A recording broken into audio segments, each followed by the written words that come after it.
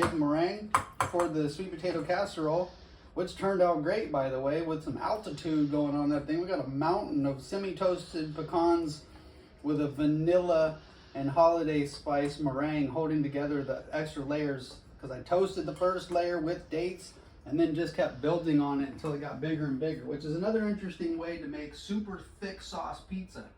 Just add an egg into all your tomato sauce, put a layer on layer on layer, and eventually you have thick pizza sauce. It's a super fun way to do the thickest crust pizza. I did 2.5-inch thick crust with 2-inch thick sauce on a pizza. It was so amazing.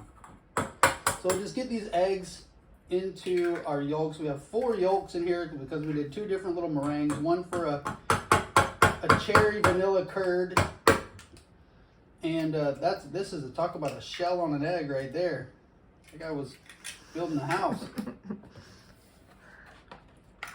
So we're just letting those be room temperature so they can go into the softening cream cheese in the oven with some a third of a stick of organic Irish butter with about 6 dates.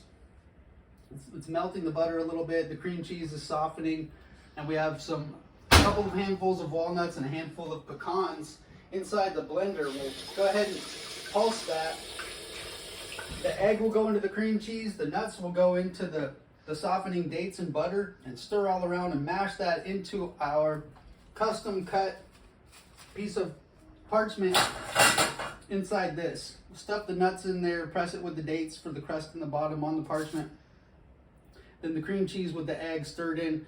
We won't whip it, although there is a version, I think that's Eastern Asian and Japanese, where you can whip it and then it makes the cream cheesecake rise and billow, and then it collapses and it has its little version of a crackle thing. But the idea, I think, is to try to get it kind of jiggly like a custard, because after all, a cheesecake is a custard. And we're going simple, just cream cheese, egg, and we're going to do what I think is either date and molasses mixture in with it, and some clove and ginger, as we're sort of gearing up for what the holiday season is here. And the clove, sort of an extension of the idea to do clove cream cheese, but we'll do a clove cream cheese cake with dates and ginger, which to me just sounded absolutely delicious. So off we go.